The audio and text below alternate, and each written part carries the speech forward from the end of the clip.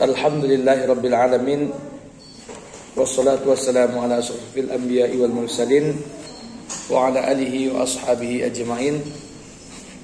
Allahumma salli wa sallim ala habibina al-mustafa nabiyuna Muhammad sallallahu alaihi wasallam. Allahumma salli wa sallim wa barik alaihi.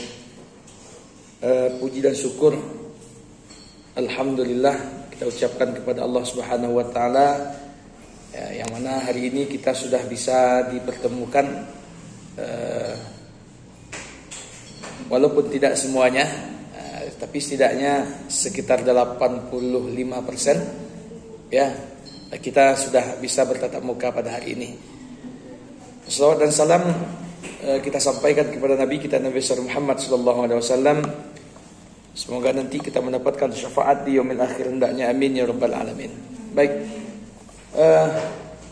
pembahasan hari ini seputar makna aksiologi, ya, cabang-cabang dan kegunaan daripada aksiologi. Sebenarnya apa yang sudah didiskusikan tadi sudah cukup mewakili Bapak lihat tentang aksiologi tersebut. Di makalah ada sebenarnya kalau kita baca, ya, aksiologi merupakan bahasa daripada Yunani, ya, yang berarti nilai. Jadi aksiologi itu artinya, ya, ilmu tentang nilai, ya, itu saja gampangnya. Jadi aksiologi itu ya ceritanya tentang nilai, ya, logos atau nilai. Jadi secara umum aksiologi itu bercerita tentang nilai, apakah nanti nilai etika, ya, moral atau estetika, nilai keindahan dan segala macam. Itu aksiologi itu. Nah, itu gampang ya. Di bahasa sulitnya aksiologi, ya kitanya nilai lah. Ya, itu yang pertama. Maka kalau kita lihat, ya, di KBBI misalkan itu juga menjelaskan aksiologi itu kegunaan ilmu pengetahuan bagi kehidupan manusia tentang nilai-nilai estetika, kan ya itu. Maka kalau kita lihat berbagai macam pendapat, itu menunjukkan, ya, makna daripada aksiologi itu seputar nilai. Apakah kegunaan nilai, apakah tujuan daripada nilai, pokok nilai. Jadi gampangnya aksiologi yang berhubungan dengan masalah nilai. Oke, itu yang pertama. Nah, maka yang disebutkan oleh teman Anda tadi bagus. Nah, maka nilai itu ada dalam bentuk abstrak, tidak tampak. Apa maksudnya? Ya. Jadi makna yang lebih sempit bisa kita katakan baik, menarik, bagus, itu kan nilai itu. Kosma ini baik sekali ya. Kan tentu kan, teman saya ini sangat menarik, itu kan nilai itu. Jadi Anda katakan dia baik, Anda katakan dia menarik, itu kan nilai. Dan itu tidak tampak. Itu yang dikatakan dengan abstrak itu. Itu yang pertama. Atau nilai dalam kata benda yang konkret, ya, yang nampak, ya. Seperti kita menilai seseorang, kita nilai seseorang ini, pokoknya tampak lah. Yang ketiga dipakai dalam ekspresi, ya. Dari semua definisi di atas terlihat bahwa, ya, permasalahan utama daripada aksiologi itu memang masalah nilai. Nah, ini yang Pak sampaikan tadi, nilai. Jadi hematnya bahasa aksiologi itu berhubungan dengan nilai. Jadi aksiologi itu terdiri dari nilai-nilai yang bersifat norma, ya, normatif. Norma itu kan nilai juga. Baik, pembahasannya di situ saja. Cuman dengan sedikit perbedaan pendapat saja. Cuman intinya berhubungan dengan nilai. Itu bisa kita lihat, misalkan halaman 4 itu menurut para pakar, ya, Surya Sumantri misalkan, dia mengatakan aksiologi itu teori nilai yang berkaitan dengan kegunaan dari pengetahuan yang diperoleh. Jadi apa gunanya pengetahuan ini? Apa manfaatnya? Apa nilainya? Nah, itu katanya. Atau misalkan menurut Wibison, aksiologi itu adalah nilai-nilai, sebuah tolak ukur kebenaran, etika, moral sebagai dasar normatif penelitian. Jadi nilai juga, bro. Coba katakan nilai juga. Jadi bisa dibaca lah kalau ini ya. Baik, lalu yang kedua, berhubungan dengan landasan aksiologi. Ya. Apa landasan dalam aksiologi? Di dalam aksiologi itu ya dibicarakan tentang kegunaan ilmu. Apa gunanya ilmu ini bagi kehidupan manusia?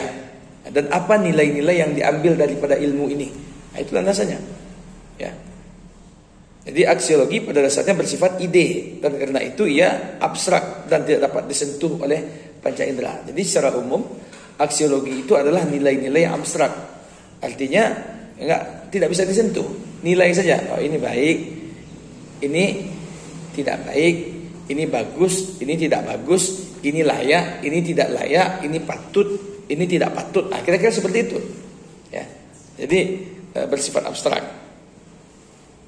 Ya. Oke, baik.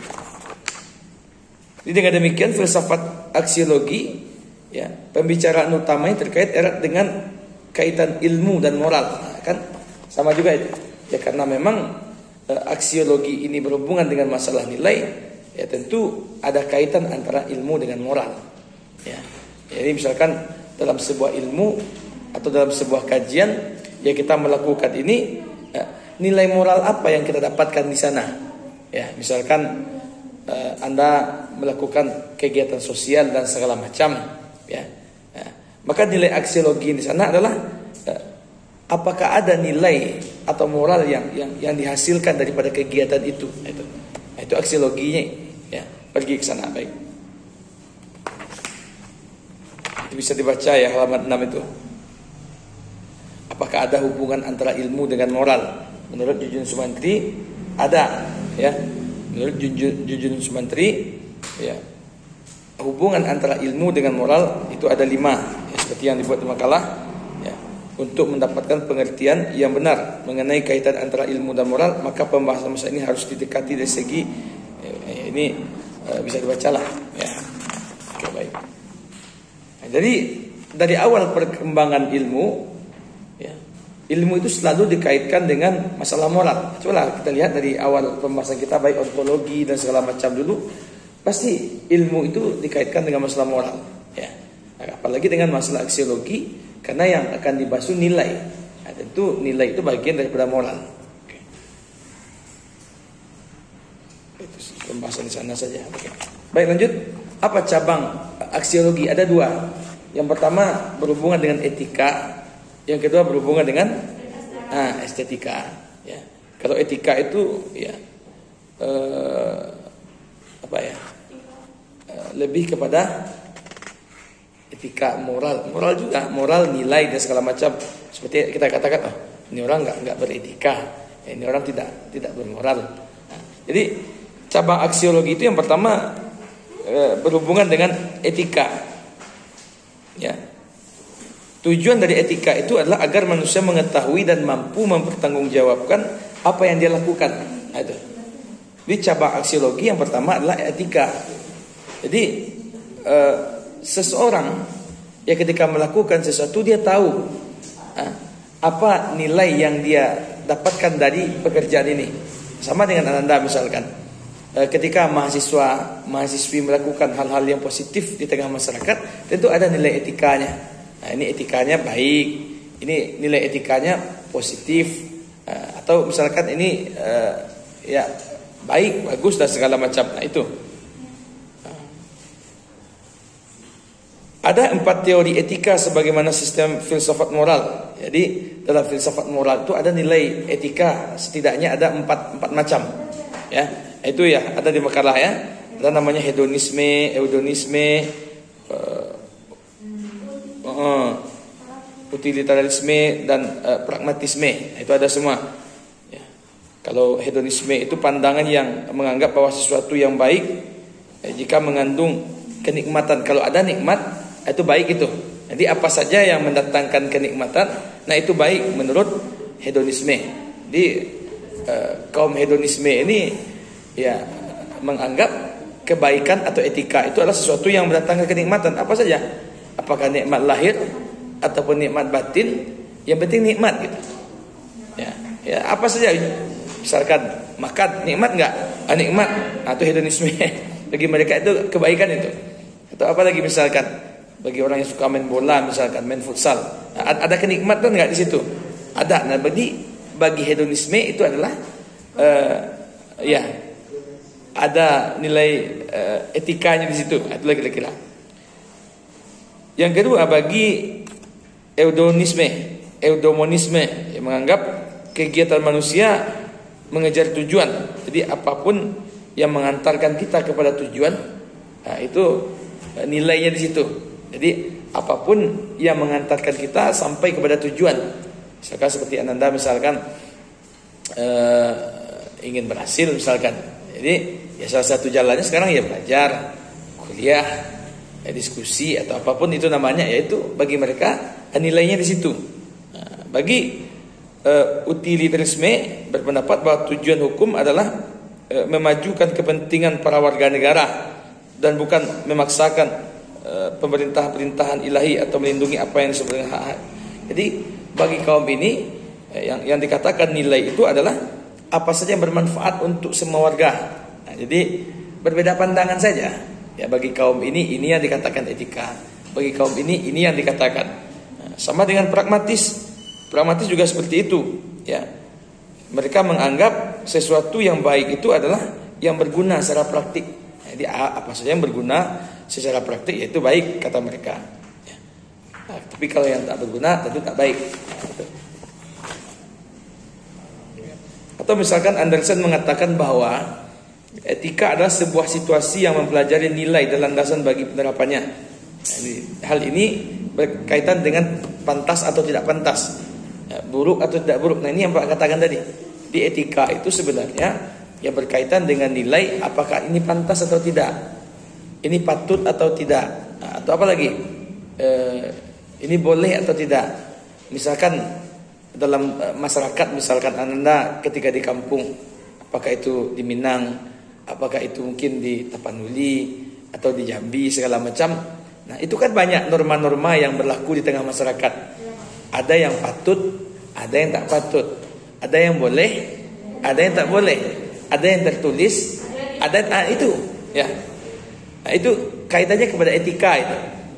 Mungkin misalkan di Sumatera Barat, misalkan bagi anak perempuan agak sumbang, misalkan makan di tepi jalan sambil berdiri terus tertawa terbahak-bahak. Itu kan bagian daripada etika itu. Ini tidak patut misalkan. Maka ada pepatah mengatakan sesuaikan patut yo mungkin, kalau patut kok atau enggak, kalau mungkin perempuan melakukan ini atau tidak. Mungkin di daerah lain juga ada hal-hal seperti ini misalkan, ya di daerah lain Bapak nggak tahu ya, misalkan kok di Tapanuli ada yang menjadi hal-hal yang tidak boleh dilakukan, yang tidak patut seorang perempuan melakukan misalkan. Atau misalkan perempuan misalkan sebenarnya kalau kita kaji itu tidak patut melakukan pekerjaan yang sangat keras. Ya misalkan Sumatera Barat, misalkan kalau secara patut dan mungkinnya itu perempuan agak dilarang melakukan pekerjaan yang berat yang dikerjakan oleh laki-laki. Contoh memecah batu misalkan, atau ya pekerjaan yang sangat berat lah. Nah, itu kaitannya kepada etika itu. Ya, itu kepada nilai. Itu. Silakanlah Anda kiaskan kepada yang lain. Ya. Kalau misalkan laki-laki misalkan berdandan dan bergaya seperti perempuan kan, patut atau tidak? Ini kembali kepada etika itu. Nah, janganlah pula kita laki-laki tapi meliuk-liuk pula kayak perempuan kan? Nah, itu kan bagian daripada nilai etika itu. Oke. Yang kedua cabangnya adalah estetika, seni, keindahan. Nah, ya, ada estetiknya. Ya. Di estetika ya, dikaitkan dengan seni, keindahan. Ya, karena estetika lahir daripada penilaian tentang keindahan. Ya, jadi cabang yang kedua ini berhubungan dengan estetika. Ada nilai keindahan nggak di situ? Nah, ini indah nggak? Apapun. Ya, ini bagus nggak? Nah, itu yang dikatakan dengan estetika. Lalu kegunaan aksiologi. Ya. Yang pertama adalah ilmu, nilai, tanggung jawab, dan ilmuwan. Nah, ya. memang kalau kita lihat ya, dalam perkembangannya ilmu sudah dikaitkan dengan tujuan tertentu. Dari dulu memang ilmu ini sesuatu yang sangat dianjurkan. Ya, bahkan dalam Al-Quran dan hadis pun dikatakan orang yang berilmu tentu tidak sama dengan orang yang tidak berilmu. Bahkan dalam ayat pun dikatakan yarfa'illahu allazina amanu minkum wa utul ilma darajat. Allah angkat orang yang berilmu dengan orang yang tak berilmu.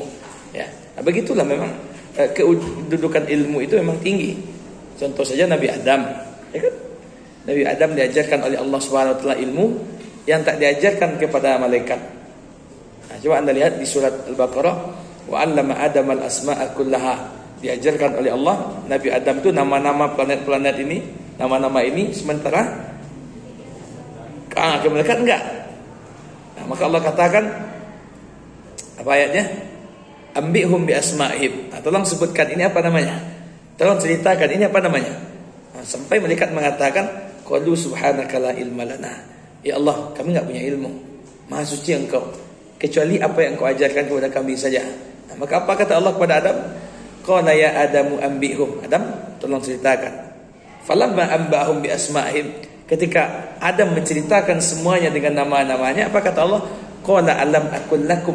Bukankah dulu kukatakan kepada kalian, inni a'lamu ghaibas samawati wal ard. Aku tahu apa yang ada di langit dan itu saja tampak perbedaannya orang yang berilmu dengan orang yang tak berilmu. Ya. Nah, cobalah Anda misalkan yang kuliah dengan yang tidak kuliah. Ini mohon maaf, bukan kita diskriminatif ini. Di tengah masyarakat penilaian orang berbeda kepada Anda. Aku berilmu kok. Aku orang biasa saja kok. Aku tukang lawak saja di kampung ni kok. Nah, kau pemadik kampung nagari saja. Pasti berbeda. Penilaian orang itu berbeda. Tidak bisa kita pungkiri. Ya atau tidak? Nah, berbeda. Maka memang ilmu itu membuat derajat kita terangkat gitu. Nah itu. Nah dari dulu memang ilmu itu sudah berbeda. Ya. Jadi pengaruh menyeluruh yang ditimbulkan oleh kemajuan ilmu pengetahuan dan teknologi ini di antara lain dapat digambarkan dengan terjadi revolusi industri yang terjadi itu kan juga karena pergesekan ilmu di bidang filsafat ilmu. Ya, ini sejarah saja ini. Oke, baik, dengarkan. Yang kedua adalah kegunaan aksiologi terhadap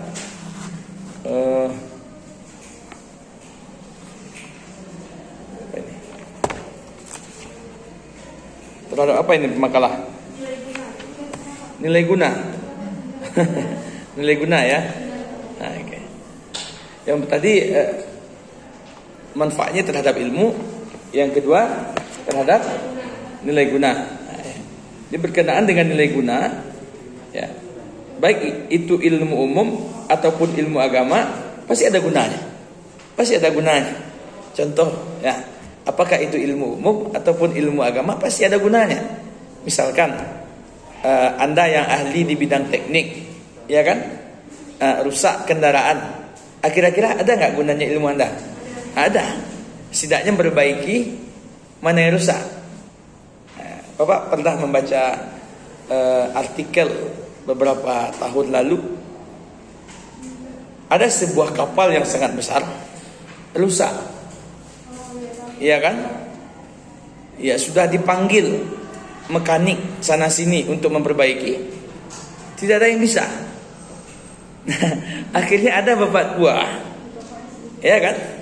Dilihatnya sana, dilihatnya sini, dipatutnya sana sini. Nah, terus ada bagian tertentu yang dia datangi, kemudian dia tokok aja sedikit kan, langsung hitung kapalnya, ya kan, langsung hitung. Ini ilmu ini. Apa kata orang yang punya kapal? Mengalo pak dibayar sama aku kok kalau kamu nokok seketik saja. Apa jawabannya? Saya butuh puluhan tahun untuk mengetahui daerah mana yang harus saya pukul. Nah, itu yang mahal. Ilmu itu mahal. Coba Anda bayangkan. Dia bukan masalah pekerjaannya sedikit atau tidaknya, ilmunya itu gitu. Ya, itu yang umum itu. Nah, agama juga begitu. Maka ilmu agama pun juga penting. Misalkan Anda sholat, Ya, bagaimana mungkin sholat Anda sah sementara Anda nggak mengerti tentang sholat, ya kan? Anda sholat berwudu, tapi rukun wudu nggak tentu. Kira-kira sah nggak sholatnya? Nggak. Misalkan sholat berwudu dulu kan, setelah cuci muka, cuci tangan. Kadang-kadang cuci tangan begini saja kan, nggak sampai. Kira-kira sah nggak? Enggak. Padahal dikatakan fagsilu wujuhakum wa aydiyakum ilal marafiq. Nah, itu ayatnya kan. Cuci muka, basuh tangan sampai kedua pergelangan ini. Wamsahu biru'usikum. Sapu kepala. Kemudian cuci kaki sampai ka'bain. Ka'bain itu dua mata kaki. Bagi orang yang enggak berilmu coba lihat. Kadang-kadang nyebut dua. Kalau dia orang sembarang kan, kawan-kawan saya nyebut dua kan. Akan naik. Kadang tangan ini enggak sampai. Kadang-kadang kaki asal basuh saja kan enggak sampai ke belakang. Itu gunanya ilmu. Itu yang kita sayangkan. Ya, kadang-kadang ada orang yang semangat beribadah tapi ilmu kurang. Contoh misalkan dia sholat rajin, tapi ketika ruku pinggang nampak, kira-kira sah nggak sholatnya? Ini banyak ini. Coba Anda lihat di pasar, di masjid-masjid yang agak di perkotaan segala macam. Kadangnya ruku kan, anak belakang ruku lah. Kadang dia sujud, yang belakang keluar main. Ya kan itu kan pentingnya ilmu. Atau misalkan yang perempuan, ini banyak Bapak lihat kejadian. Kadang dia sujud, tapi rambutnya keluar. Sah nggak sholat? Itu gunanya ilmu. Kalau anak rambutnya banyak Gimana? gimana ya, Pak? Anak rambut, ada rambut yang halus di jarinya, Pak. Iya nggak, tutup saja sampai di situ. Tutup saja. Ya tutup sampai ke bawah ini. Kalau misalnya kita lagi sujud sih Pak, kita nggak tahu rambutnya keluar pas udah selesai sholat, ngaca baru nampak gitu. Di sholat kita kan nggak. Makanya perhatikan dulu sebelum sholat. Karena rambut itu aib, bukan aib. Rambut itu aurat. Ya, maka besok perhatikan dulu. Yang perempuan mah nggak ribet. Perhatikan, ya. Baru sholat. Jangan sholat dulu baru diperhatikan. Itu kesalahan yang mendasar Pak, lihat di mana-mana. Apalagi ibu-ibu, ya. Ibu-ibu itu paling banyak kesalahannya apa coba? Mereka sholat, ini ketika sujud ini kakinya sering keluar main. Menurut Anda sah nggak sholatnya? Ibu-ibu sholat, lalu dia sujud. Nah ketika sujud, kakinya, telapak kakinya itu tampak keluar dari sarungnya itu. Kira-kira sah nggak sholatnya? Nggak sah sholat. Itu aurat. Ya, Anda perempuan itu harus menutup semua tubuh Anda ketika sholat. Illal wajah wal kaffaini, kecuali muka dan itu kan ilmu. Gimana ya Pak? Kan ada yang bilang di sini aurat juga Pak. Iya, makanya Berarti pakainya tuh kayak gini. enggak. Ya normal saja di sini. Yang wajah itu mana? Wajah itu kan dari tempat tumbuh rambut biasa, ya. Tapi Pak, dia sudah botak Pak sampai ke belakang. yang biasanya kan di sini, ya. Jadi laki-laki misalkan kalau ada yang botak misalkan, Pak kan tempat rambutnya kan sudah di sini. Itu nggak biasa itu. Yang biasanya di sini sekarang ini udah luar biasa. Jadi sampai di sini saja, sampai ke batas telinga sini, sampai ke dagu yang di sini. Tapi kalau bisa agak ditutup lah di sini ya, nggak usah dinampakkan di sini. Agak abu-abu juga nanti. Nah, itu yang paling banyak Bapak lihat kesalahan di perempuan. Rambut keluar sama kaki tampak. Itu kan ilmu itu. Itu Pak, itu kan ilmu. Gak apa-apa ya, kita agak terlambat tadi. Itu kan ilmu. Itu maksudnya ilmu umum, ilmu agama itu ada gunanya, ada manfaatnya. Maka kalau kita hubungkan kajian filsafat ilmu ini dengan hadis ada. Apa kata Nabi? May yuridud dunya fa'alaihi bil ilmi. Siapa yang ingin sukses di dunia harus berilmu juga. Wa man arada al-akhirah fa'alaihi bil ilmi. Nah, siapa yang ingin sukses di akhirat maka harus berilmu. Wa man arada 'alaihima fa'alaihi bil ilmi. Siapa orang yang sukses dunia akhirat harus berilmu. Sama kita ingin menjadi petani, ya kan? Nah, ingin menanam lado, ingin menanam tomat tapi tidak tahu caranya. Sukses enggak? Itu ilmu itu penting. Jangan katakan ilmu itu enggak penting. Apakah ilmu umum, apalagi ilmu agama. Itu maknanya. Ya, itulah kegunaannya yang berkenaan dengan nilai guna. Jadi berguna, memang sangat berguna malah, bukan berguna, sangat berguna.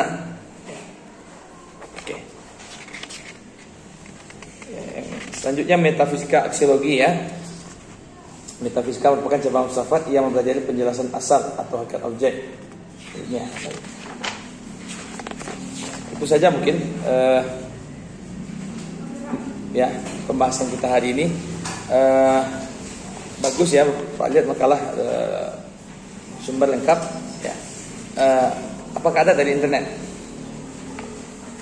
Ada dari internet? Ada?